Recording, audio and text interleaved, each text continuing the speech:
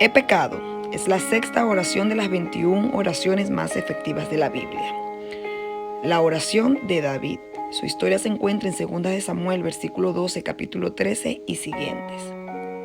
Seguro que recuerda lo que hizo David. Fue algo muy malo. En medio de su etapa de la mediana edad, aburrido y cansado, optó por dejar a un lado su responsabilidad y después, estando bajo de defensas, inició neciamente un encuentro sexual ilícito con una mujer casada llamada Betsabé.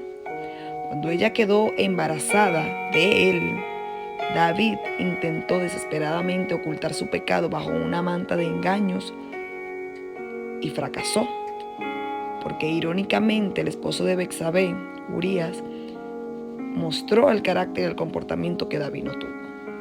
Frenéticamente y con decisión, David abusó descaradamente de su poder para que Urías muriera en la batalla.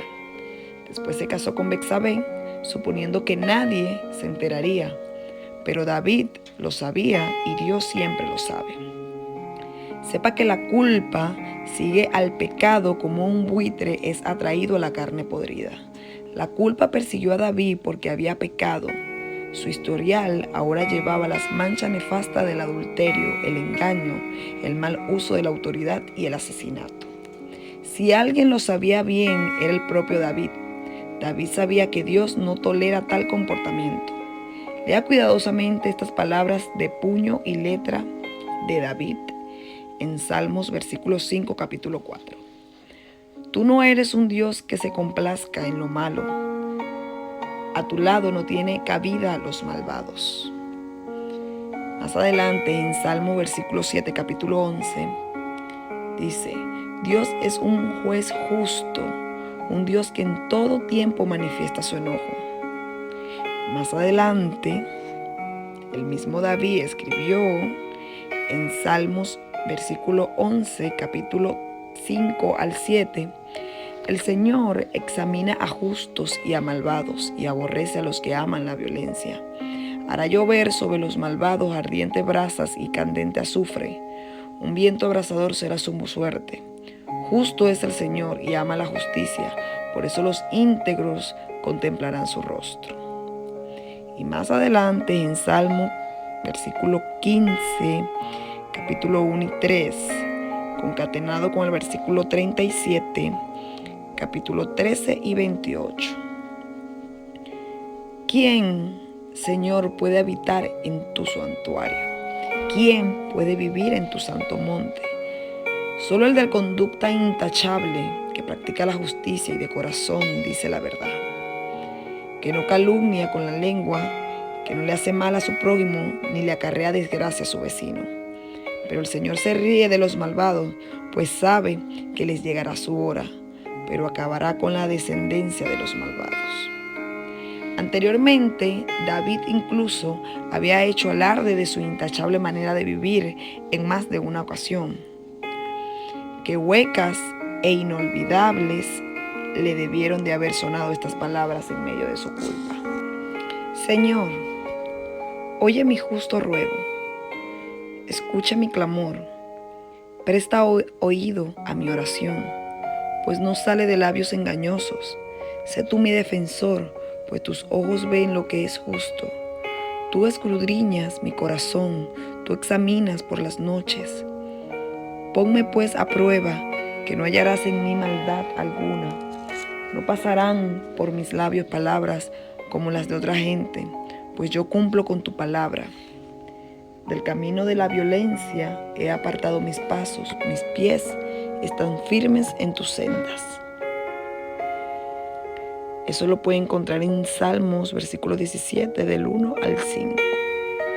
Nuevamente en Salmo, versículo 26, capítulo 1 al 4. Hazme justicia, Señor, pues he llevado una vida intachable. En el Señor confío sin titubear y siempre ando en tu verdad. Yo no convivo con los mentirosos. David vivió un año bajo una intensa e inmensa culpa. Como el infierno es la expresión de la ausencia de Dios y la culpa nos excluye de la presencia de Dios, el año de David fue un infierno viviente. David escribió la agonía de su año de distancia por la desobediencia. Sienta la desgracia contenida en estas palabras. Desfallezco, un frío de muerte recorre mis huesos, angustiada está mi alma, cansado estoy de sollozar, toda la noche inundo de lágrimas mi cama, mi lecho empapo con mi llanto. Más adelante en Salmos, versículo 32, capítulo 3 al 4, dice: mientras guardé silencio, mis huesos se fueron consumiendo por mi gemir de todo el día. Mi fuerza se fue debilitando como el calor del verano, porque día y noche tu mano pesaba sobre mí. Más adelante, en Salmos, versículo 38, capítulo de 2 al 8 y capítulo 13 y 17, porque tus flechas me han atravesado y sobre mí ha caído tu mano. No hay nada sano en mi cuerpo. Por causa de mi pecado, mis huesos no hallan descanso. Mis maldades me abruman. Son una carga demasiado pesada. Por causa de mi insensatez, mis llagas hieden y supuran. Estoy agobiado, del todo abatido. Todo el día ando acongojado, estoy ardiendo de fiebre. No hay nada sano en mi cuerpo, me siento débil, completamente deshecho. Mi corazón gime angustiado, pero yo no me hago el sordo y no los escucho. Me hago el mudo y no les respondo. Estoy por desfallecer, el dolor no me deja un solo instante. La culpabilidad es algo horrible, espantoso, terrible y aterrador. Sin embargo, Dios es misericordioso y no nos ha abandonado para que nos trague el pozo negro de la culpabilidad. Por el contrario, nos persigue, su espíritu nos ronda, su palabra nos alcanza y nos habla. El amor de Dios, su espíritu y sus palabras de amor, de amonestación, localizaron a David. El nombre del mensajero era Natán, el cual le contó a David una historia que tocó su sentido de la injusticia y le provocó a demandar un castigo para ese ladrón pecador. Después, Natán hábilmente le dio la vuelta contra David y fue directo a su corazón con 4 palabras escalofriantes. Tú eres ese hombre. Dios siempre trae convicción en las cosas específicas. Satanás acusa en las generalidades. Natán no tuvo que ser específico con David, pues Dios ya lo había hecho. David sabía exactamente de lo que estaba hablando Natán. David estaba acorralado y ya no podía seguir escondiéndose. En ese momento, David tenía 3 opciones: rechazar a Natán, negar su culpa o responsabilizarse. Para mérito de él, David dijo inmediatamente las únicas palabras que pueden borrar las dolorosas manchas de la culpa. He pecado contra el Señor. He pecado. Esto dice una de las oraciones más eficaces y más difíciles de hacer que hay registrada en la Biblia. El orgullo odia admitir la debilidad y a la arrogancia no le gusta reconocer los defectos. Y si no, pregúntenles a Adán y a Eva.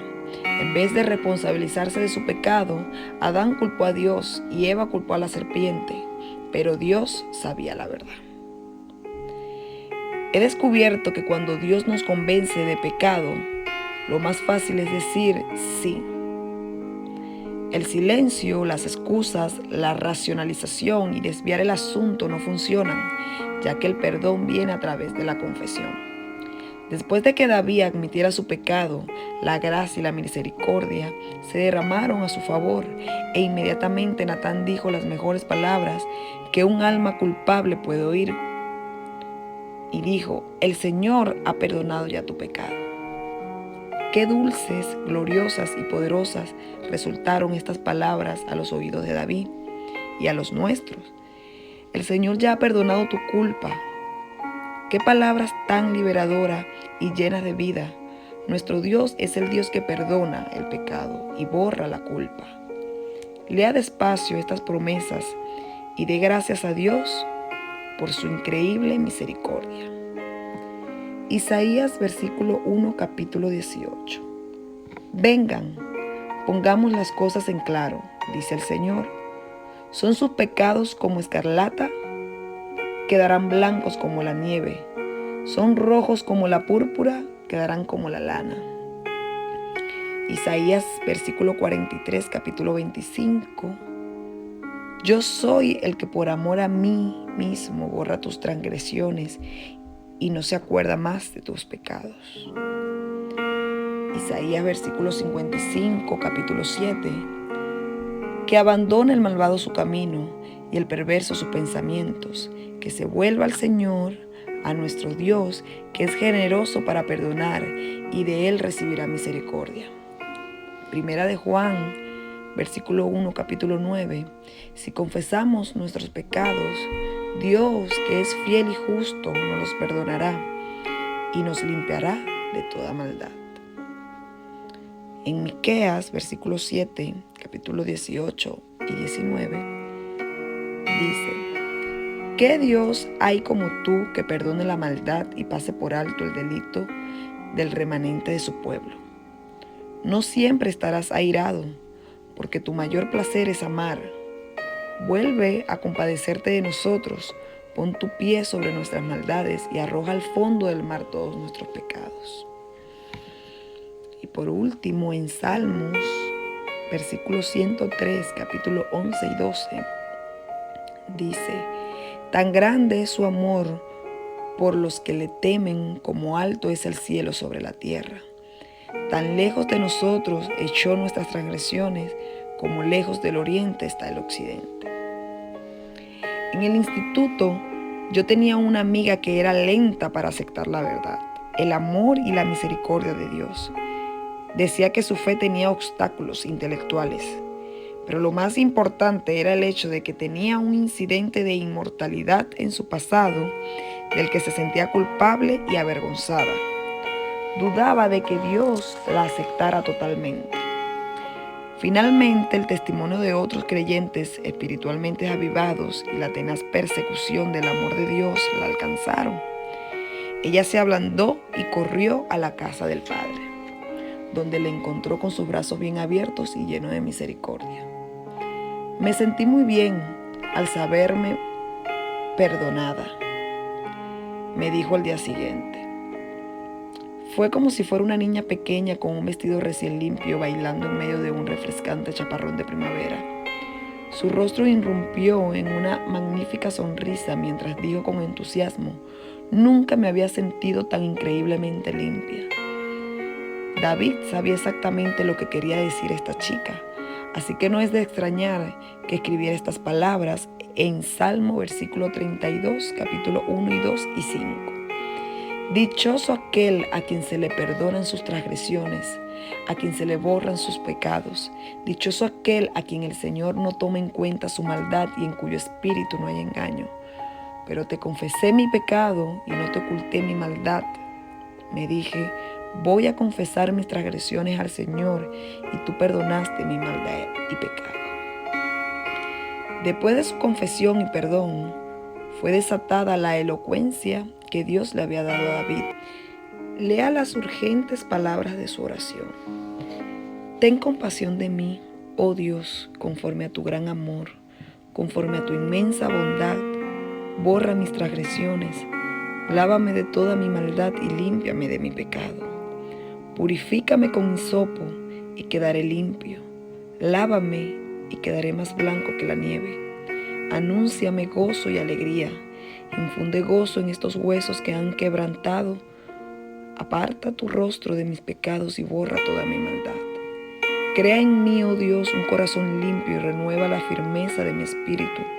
No me alejes de tu presencia, ni me quites tu Santo Espíritu. Devuélveme la alegría de tu salvación, que un espíritu obediente me sostenga. Así enseñaré a los transgresores tus caminos, y los pecadores se volverán a ti. Dios mío, Dios de mi salvación, líbrame de derramar sangre, y mi lengua alabará tu justicia. Abre, Señor, mis labios, y mi boca proclamará tu alabanza. Tú no te deleitas en los sacrificios, ni te complaces en los holocaustos. De lo contrario, te los ofrecería. El sacrificio que te agrada es un espíritu quebrantado. Tú, oh Dios, no desprecias al corazón quebrantado y arrepentido. De modo personal, yo no sé qué pecado o pecados tenga usted que confesarle a Dios ahora mismo. Quizás sea algo que dijo o hizo. Podría ser una actitud que ha desarrollado o un pensamiento que ha tenido. Quizás sea algo que sabe que debería hacer pero no lo ha hecho por una u otra razón. No discuta con Dios. Si Él está poniendo su dedo sobre un pecado específico o varios de su vida, el momento para confesarlo es ahora. No espere más tiempo y haga la oración de David. He pecado.